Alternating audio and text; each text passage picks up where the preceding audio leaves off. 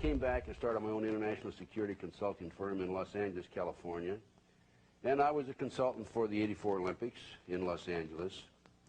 And one of my first cases that I handled, I was contacted by some of Dr. Jeffrey R. McDonald's doctor friends. I don't know if you remember the movie Fatal Vision, the book Fatal Vision. This was a former Green Beret doctor, and he was a doctor at Fort Bragg, North Carolina. On February the 17th, 1970, he was asleep in his living room. It was a house on Castle Drive on the base. It was an open base, however. And he was awakened by two white males, a black male in E6 sergeant stripes with camouflage jacket, and also by a white female with a floppy white hat and a long blonde wig. The white female had lights flickering across her face. She was chanting, "Acid is groovy, kill the pigs, acid is groovy, kill the pigs." The two white males, one had a knife, one had an ice pick. The black male with the E6 sergeant stripe camouflage jacket on had a 32-inch bed slat. We found out later it was actually a bed slat, but to McDonald at that time it was just a post of some, or a pole of some sort. And Dr. McDonald according to him, wrapped his hands and his wrists with his pajama tops and was feinting off the blow. While he was fighting with them, he heard his daughter say, "Jeff, Jeff, help me, help me." And he heard his daughter, yeah, it's a 5.5-year-old daughter say that, and his wife yelling, "Jeff, Jeff, why are they doing this to me? Why are they doing this to me?" He felt a sharp pain to his right side. He awoke probably an hour and 15 minutes later, maybe hour and a half. He was half in the living room, half in the hallway. Total silence in the house.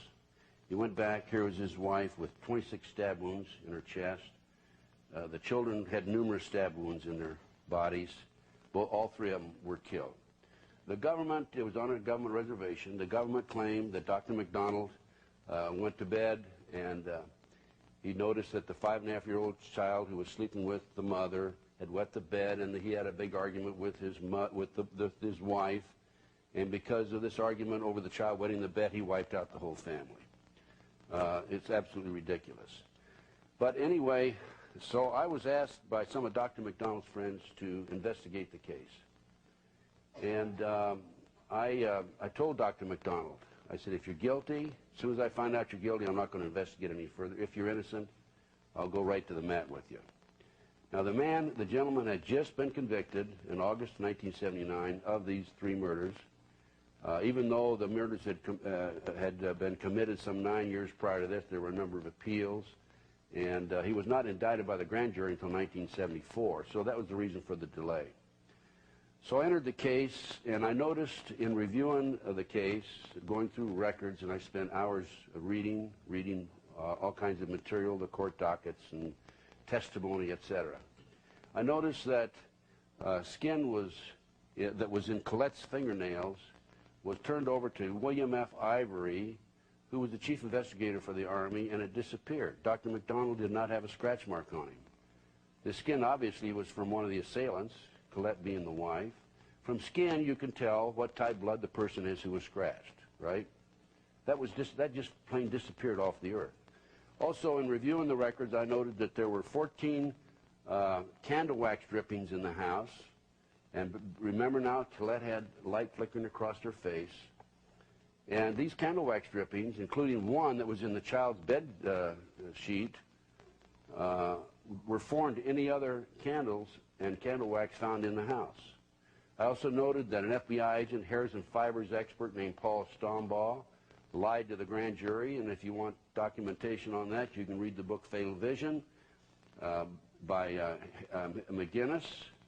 And in there, it states that he testified before the grand jury and said that the hair in Colette's right hand was Colette's hair. Well, what happened was they found that Colette had hair in her hand. They tested it against Dr. McDonald's. It did not match, so it had to come from someplace, so they said it was Colette's. You cannot say that hair is identical. You can say it's similar. You can say it's cut, pulled, peroxide, what part of the body it came from, and it's similar. I noticed also that according to Helena Stokely, I obtained a confession from her on October 25, 1980. I brought her back to LA. That's a story by and of itself. And Helena Stokely told me that it was her satanic cult group that went into the house that night. And it was her initiation into the group. And I said, what is this all about? And that was really the first I learned about Satanism. But Helena told me that to prove that she was in the house, that she had attempted to ride the rocking horse in the child's bedroom. The spring was broken. She wouldn't have known about that otherwise. She told me that that there was a jewelry box. I asked her specifically, was there anything, arrangement of the furniture, draw the diagrams of the house and so forth? She did that. I asked her about a jewelry box on the master bedroom dresser. She said there was a jewelry box there. I had her describe it, and she described it. I went down and got a Sears and Roebuck catalog. I showed her the catalog. She picked out the box. It was identical with it. She talked about also that there was something unusual happened that night. She said that right in the middle of all this commotion and this fighting, that the phone rang. And I said, well, what happened? And she said, well, I answered the phone, and there was a man asked for Dr. McDonald. And I said, well, then what happened after that? And she said, well, Dwight Smith, who was the person she identified as also being there were some 7 individuals involved in the crime, said, hang up the GD phone. And so she hung up the phone. Well, later on, I found out through my investigative effort that the person who made that call was a fellow named James Fryer, and he was in the penitentiary in western North Carolina, out of Asheville, North Carolina. And I called the warden. I made arrangements to go out and interview him on a Saturday morning. Well, when I arrived out there that morning, can you guess what happened? He had escaped the night before. And in developing additional information on the case, I learned that one of the early prosecutors, Jim Proctor, was the judge's ex-son-in-law. He was divorced from his wife, but still the judge was a grandfather to the children. And I learned that the police intelligence files on this group of Satanists that Helena described by name gave me descriptions of exactly where each one of them went in the house, what happened, step by step. Intelligence files disappeared out of the Fayetteville Police Department files, and also out of Waycross, Georgia, because one of them had been arrested down there. I learned subsequently that there were 2 black fibers on Colette's tongue in her mouth. There was a black fiber on the 32-inch bed slat, and there was a black fiber wool on her chest, black wool, okay? Determined it was black wool. The FBI had in their notes, their handwritten notes, that it was black wool, and a question mark as to where it came from. When the report was filed, typed up, the formal report was typed up and filed and furnished to the defense, that information was left out. Now, in conducting my investigation, I learned that the only black wool in the house that night was Helena Stokely's skirt. She had on a black wool skirt. I also learned that as a result of my confession, and later on there were some other confessions, a girl named Kathy Perry confessed to the FBI, but she said that she was high on drugs, and there were two children, they were boys that were killed that night, so the FBI discounted it. There's another individual, Greg Mitchell, who was one of the assailants named by Helena Stokely, who confessed to the neighbors that he was involved in the murders. But to this day, to this very day, that man is still in jail, in spite of this overwhelming evidence that he's innocent.